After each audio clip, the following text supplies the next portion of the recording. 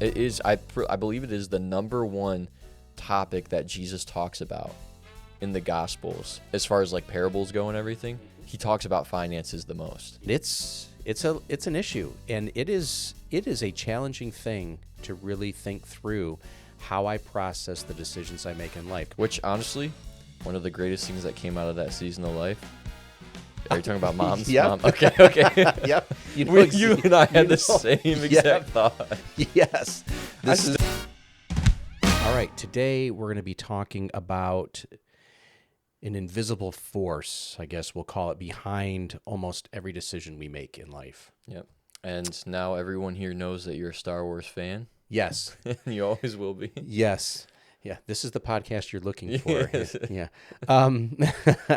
So it's a mindset. We've been talking about the 5 jars, and this mindset kind of is the driver behind how we use those. Exactly. And especially the giving jar. Especially the giving jar that Yep. we just talked about last week. And this is the abundance versus scarcity argument. Correct. Yep. And it's an issue, and it is a challenging thing to really think through how I process the decisions I make in life. Because as we talked about a few episodes ago, if you really think about it, there is a financial component that goes along with just about every decision we make in life. Right. I'm going to go visit a friend. I'm spending gas. Right? Exactly. And our mindset, depending on if you're in an abundance or scarcity / like poverty mindset, Mm-hmm. it's going to affect your decisions regardless of if there's a financial aspect to it or not. Yeah, that's exactly right. Mm-hmm. And so, we want to kind of talk about, let's compare and contrast. What is an abundance mindset? Mm-hmm. What is a scarcity mindset? And just give some simple examples. Do you want to tackle that? What is an abundance mindset? What does that mean, abundance? Yeah, I always think about it in one simple sentence. I say, I give abundantly because I have been given abundantly. Mm-hmm. And it doesn't always, like, it's hard to see that in your life unless you take the time. And, personally, until, like, God's actually revealed to me and I've asked him to, like, the ways that he has. Because, sometimes you are in, like, tight financial straits and it's difficult. Absolutely. But it's like, what do I have that he hasn't given me? And when I look back, like,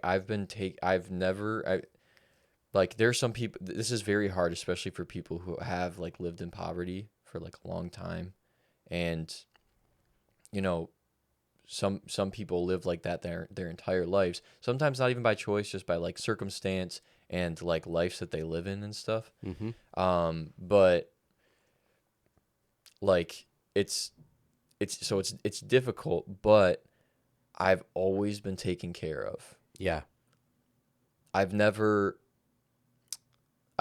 gone hungry. Right. You know what I'm saying?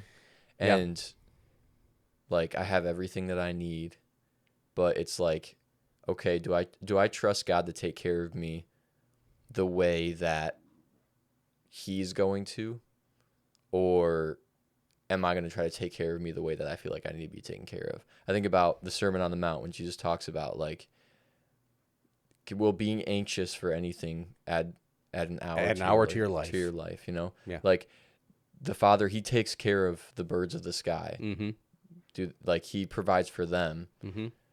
Why would your Father in heaven not provide for you? Right. And so, like, I always think about that, especially when I'm just, like, struggling with it. I was like, I want to take care of myself right now because I feel like things are dwindling, and I'm like, I gotta, like, figure out how to, like, take care of myself, because apparently God's not going to take care of me because he's not taking care of it when I want it to be taken care of. Right. Or in the way that I want in the way that I want to be taken care of. Right. And so it's like, okay, am I making decisions based on the fact that, like, I have everything that I need and everything that I need at my disposal in abundance too? It's not like I have just enough. Mm-hmm. It's like in abundance. Right. I have everything that I need. Or is it I got to take care of myself because I don't have enough? And I better start hoarding because someone else might get it first. Right. It's all fear. It's all based out of fear. It is. It's all rooted in that. And I remember years ago when you were a lot younger, and you and your siblings were little, and we were going through a rough financial patch. I remember. Yep. And we, Which, honestly, one of the greatest things that came out of that season of life. Are you talking about mom's? Yep. Mom? Okay. Yep. You and I had the same exact thought. Yes. I still eat it. Oh, yep. So we were down to, the cupboards were getting bare, and we're like, Lord, what are we going to do? And your mom had these beans in the pantry. And she's like, Lord, what am I going to do with what I have here? And she made this bean dip. We got some tostada chips, and she put some seasoning in it, some bean dip, and we're just like, well, I guess this is all we can provide our family. And you guys came down and devoured it, and we're like, so good. This is so good. And just so people are aware, this is not just because this was all we had, and so of course any food's going to taste good. It tasted so good that we're like, hey, Mom, can you make that again? Right. Make it again. And then it's like if I have the choice between like food that I really like and that food, I will eat it. Yeah, eat it every time. And not only that, she began, as things began to turn around, and she kept making it again and again. We had friends would have it at some of our meals, and people at our church started having it. And now people request very specially, can you make that bean? No, I was talking to somebody at our church about this last week. I was over at their house. I was helping them like take care of their kids. And I was talking to them about this like season of my life where it was like, this is, like we were eating beans and stuff. Yeah. And she was like, that's where that recipe came from? Yes. And I was like, yeah. And she was like, I ask your mom to make that for me when I'm pregnant, like all the time. All the time. She's like, I will be like, Melinda, please make this for me. Yep. On the meal train for the new mother to be, the bean recipe is going right to them, and it's a hit. It's a smash hit. It's a smash hit. So you talk about abundance. Yeah. Out of our time of where we felt like we were lacking, produce something that's been a blessing to many people for years since then. Yeah. And so that's just one small example of you just never know. But even talk about being taken care of. We felt like we only had a little bit. But, that's the whole thing. I mean, the Lord is so good that, and how many stories in the Bible where the disciples, there's not enough here, Lord. We only have 5 loaves and 2 fishes. Let's just use that as the analogy. I know. And he's like, did you not hear my instructions? Right. Did you not hear my instructions? And then watch this. Yeah. And everyone was satisfied, because when you feel like there's only so many slices of the pie to go around, bake another pie. Right. Right. So that it's a shift in thinking. It's a shift in heart. And so, so an abundance mindset, some practical things. In abundance mindset, I think no matter what the circumstance, sees opportunity where others will see lack. Right. You're not a victim. You can't like think that there's just such like a victim mentality that comes with the like scarcity, poverty mindset. Yeah. It's like I'm a victim of circumstance, of, maybe generations before me that did not live the way that they should have, that put me in this situation. I'm a victim of my government. I'm a victim of like all these different things. X, Y, or Z. Exactly. Fill in the blank. Right. And, depending on who's listening to this, like, I'm not like saying like I have it more figured out than you. Like, I'm not saying that. I'm just saying that, like, if you take a second and decide I'm not a victim in this, you will then see the opportunity. Yep. And not the limitations. Yep. Right? It helps you think outside the box instead of sitting in self-pity saying like, I'm in this situation because of X, Y, and Z, where it's like, okay, but you are keeping yourself in this situation by sitting and just like moping in that, right? Right. And it's easier said than done. It's very hard to like shift that, especially when you have such a habit. Yep. And so your brain just operates like that. It's our natural proclivity. That's how our brains operate, right? But if you take a minute to realign your thinking and rewire your brain in that way, you can start to make that shift. Yep. And even if it's just in one aspect of your life, right? Start to make that shift, because once you start to make that shift, you realize, oh, this is in all the different aspects of my life. It's not just in my finances. It's in my relationships. It's in how I treat other people. It's in how I make all of my other decisions. Like, I'm a victim in this relationship and they're probably going to leave me because of X, Y, and Z. And so I'm going to leave them first. Got to take care of myself, protect myself, and all these different things. It's all fear and self-protection and all these different things. Yep. Whereas an abundance mindset is, no, I'm taken care of, and I have all that I need, and even more so, I see the opportunities in these relationships here, and you know what, like this came up, and there's some arguments here, but it's all right because there's plenty of love to go around, and me and my friends or peers or my spouse, like whoever it is, we're going to work this out together because there's an abundance of forgiveness and mercy and life and love And solutions. and opportunity and all these things, right? Right. So, And when you force yourself to kind of say, just shift, that, like you said, that opens up the ability to see what the other possibilities are. And it might take a minute, but it forces you to begin to meditate differently and think differently about the situation. Suddenly, you'll say, oh, maybe we could do this. right. Oh, maybe this could help, right?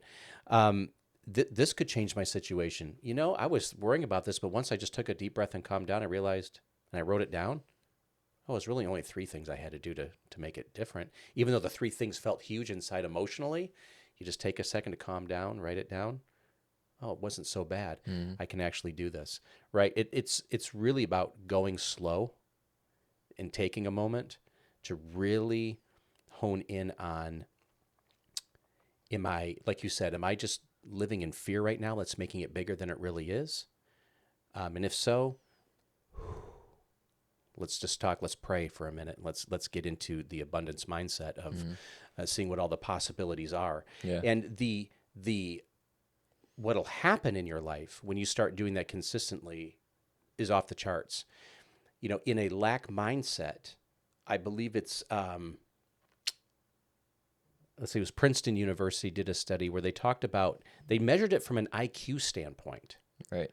Where which is interesting because people would think that the abundance mindset is naive. Yes. It's almost like, oh no, you're just associating from the real problem that's right here. You're just acting like it doesn't exist. Exactly. Mm-hmm. But go ahead. I know the stat you're about to share is. Yep. But they say that your IQ takes a hit. Scarcity in your decision-making capacities, your IQ takes a hit by about 13 to 15 points. Right. In a scarcity mindset, because of what you just said. People are like, well, you're pretending and not looking at the issue. You're dissociating from the real problem. No, come back to reality that all we have is 5 loaves and 2 fish. Right. But the reality is you're making decisions based on fear and emotion. Mm-hmm. Right. Right. And you literally lose your capacity to make well thought out decisions and problem solve. Exactly. Yep. Which is incredible, isn't it? That's an amazing stat. I was reading that and I was like, that's really interesting. Yeah. But it makes so much sense, and how much IQ I've probably lost over the years, right? By thinking the wrong way, right? Yeah. Right. And again, it leaks into all aspects of your life. It's not just financials. But I feel like okay. So I've been noticing this. So, my age group at our church, and not even people who go to our church, we've been inviting some people from the community to come do this with us, but we've been doing like a financial literacy course kind of deal together, and just like learning how to budget and all these different things, right? And we've been doing this on Tuesday nights, and in the beginning people start like sharing about what are their financial goals in life, and like how have they processed out like their futures and all these different things. And I notice so much, like when people talk about anything else, that they like literally collaborate with people on, like if you're talking about sports and everything and you're arguing your points, like this player's better. Yep.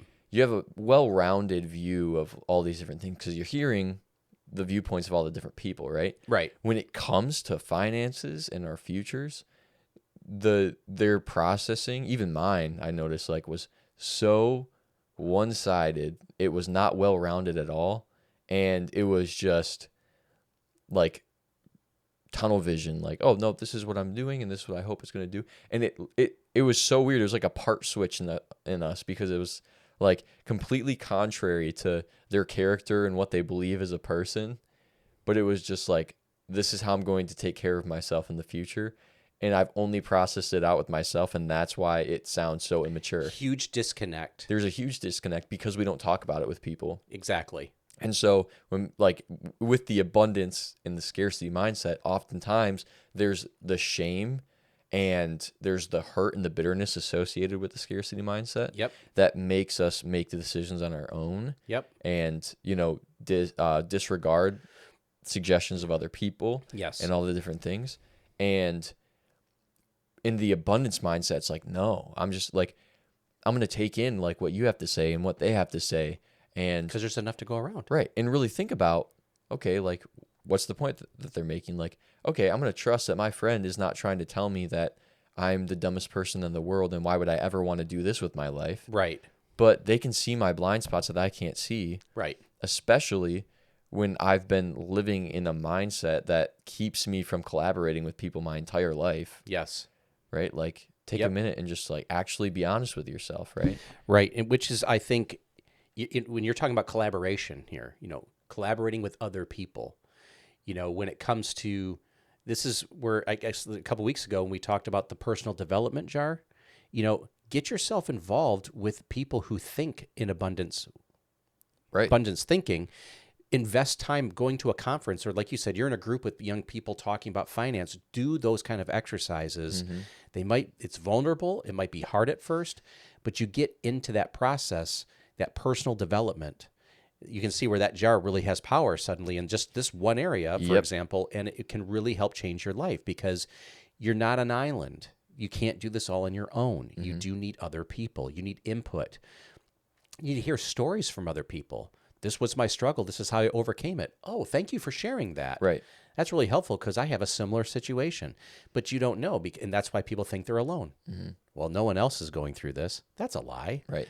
And the thing that sucks is, like, we've been doing this for like 5 or 6 weeks now. Yeah. So you start to see, Yep. there's two groups. Yeah. When you start, like, they start to like pull apart, and you see those who are kind of taking it and running with it and collaborating with people and actually taking in the stories from other people and walking in some level of humility and saying, okay, I'm not all right in this situation, and taking what other people say. Yeah. And you're seeing their budgeting and their finances like go up like this. Not like they're making more money, but like they're getting out of debt, and they're budgeting a lot better. Yeah. And they have more people who can like keep them accountable because they're actually letting them into this area of their life. Yeah. And then you have the group of people who hear those stories and they get defensive, and they're like, well, no, that isn't right because of my 3 opinions here. Mm-hmm. And I'm going to defend myself in X, Y, and Z. And I'm going to let you know that I'm right in this area because you're wrong here, here, and here. Right. Instead of having an open mind. Yep. And those people for the last 6 weeks have not taken any steps, and they're just kind of there. Right. Yep. And it sucks, but it's like you see both sides of it, because you can invest in with the personal development jar, or you can invest your time to go do these things and get literally nothing out of it besides justifying all of your own judgments and bitterness and fear, and actually have the opposite reaction and go way further down into the rabbit hole of the scarcity mindset. Yes. If you don't walk in humility and just yield and say, maybe I'm not all right in this area. Right. And it sucks. It does. It does. And, but from the abundance mindset, we trust. I mean, those seeds you're planting in them will someday maybe have fruit later. Maybe they have to walk out something to come to the other side. Yeah.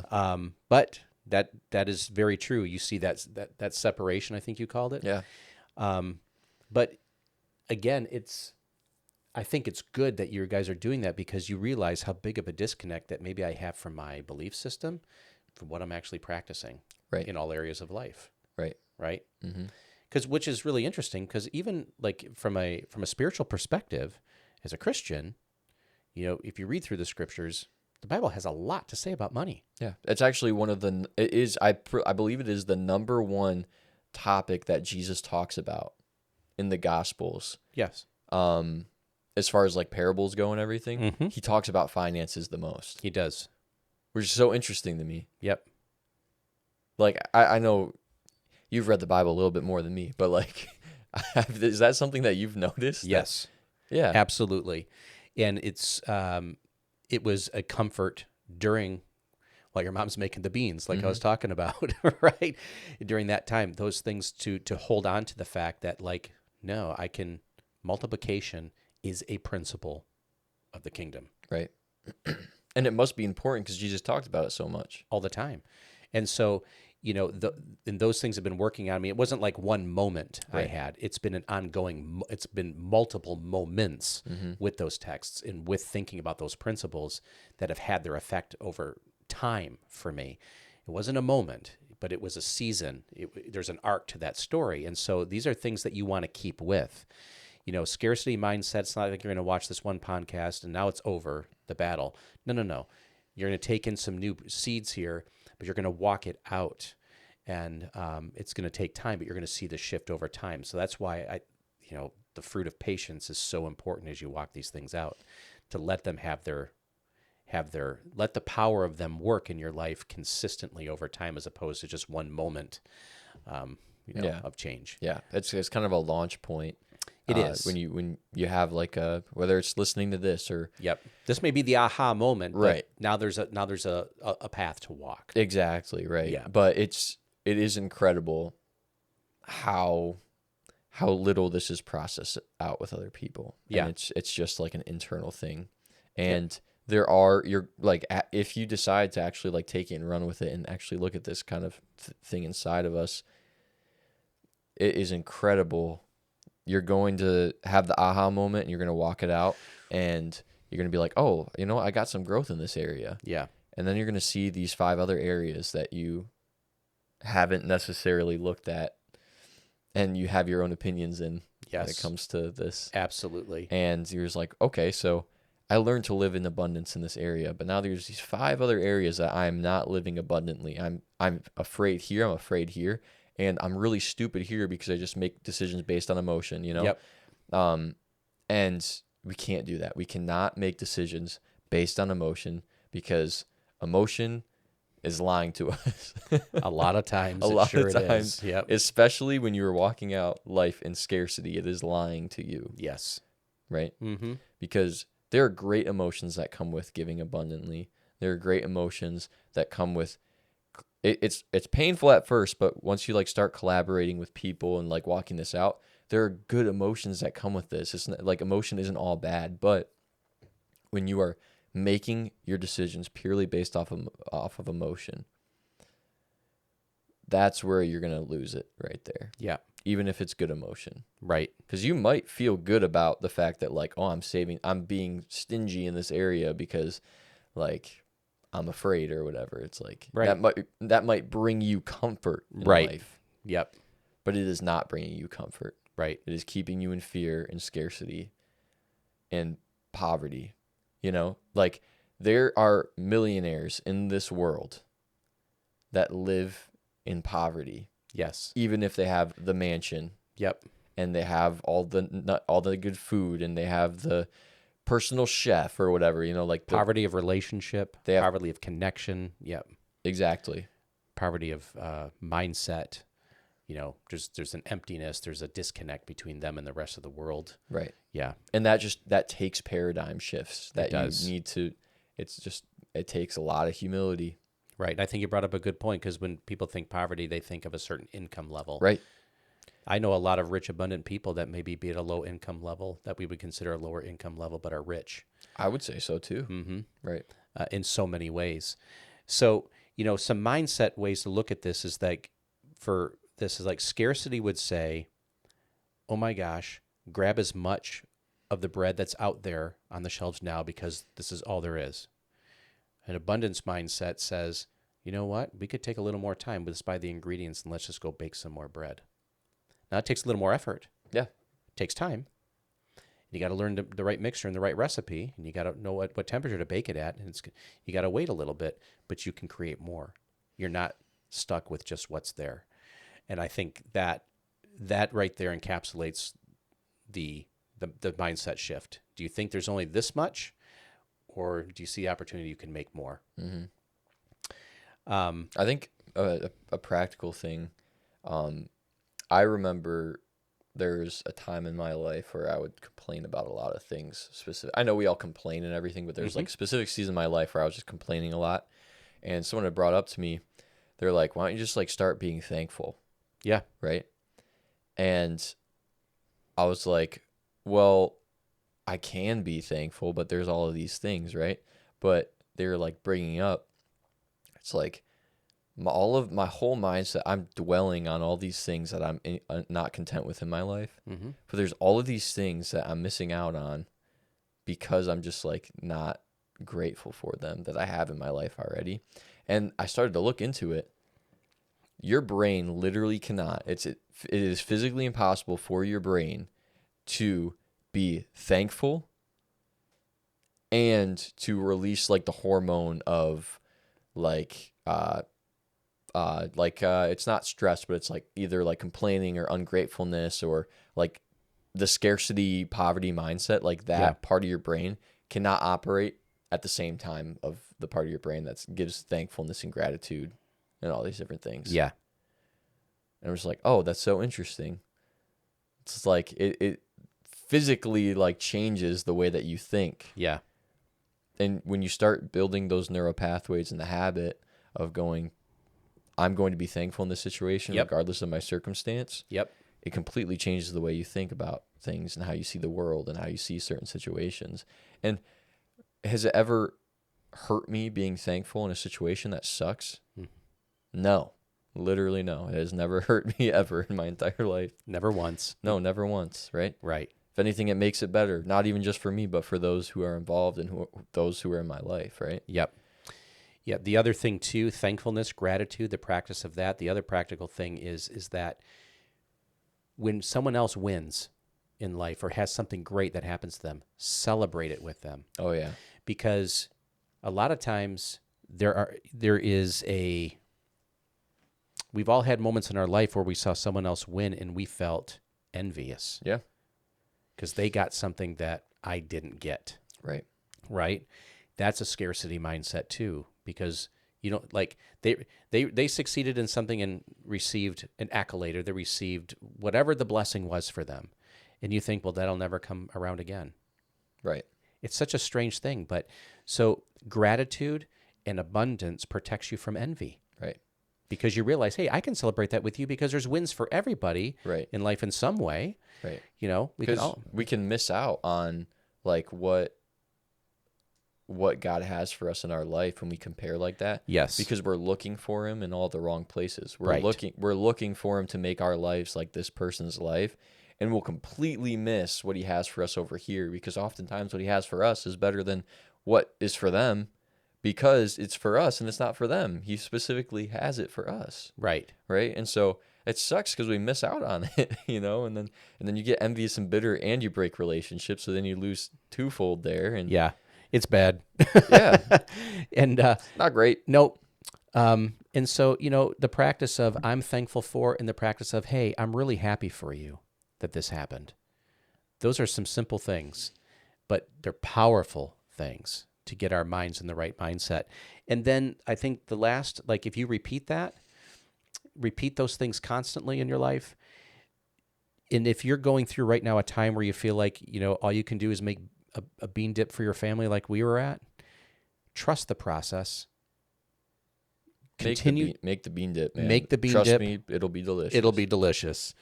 And trust the process. Keep walking forward with the right mindsets, and things will open up and develop as they do through the natural flow of life.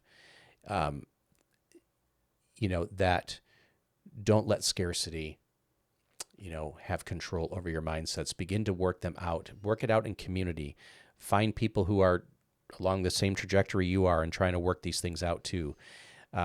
Personal development jar. Get some money in there and go take a class, go to a conference, go somewhere, read a book that can help you begin to work through these things. Right. Take the steps. When we live in a day and age where there is quite literally an abundance of information. I think that's the irony. It is. Yeah. It is the irony. But at the same time, like, it's not all good information, right? It's not. But we live in an abundance. So that, like, why would we not take advantage of that, right? Yep. Like, it is like harder more so than ever to deny the fact that you could get yourself out of a situation with the click of a few buttons on a phone. It's I don't know, like, it's just crazy. It is ironic in that way. It is. And I think maybe that's the aha moment when it clicks for people, is the irony that I've been saying all these things when, you don't realize all that's around you that could be helpful.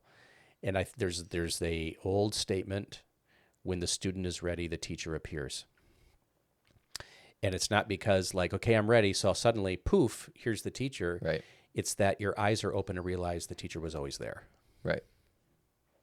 It's so true.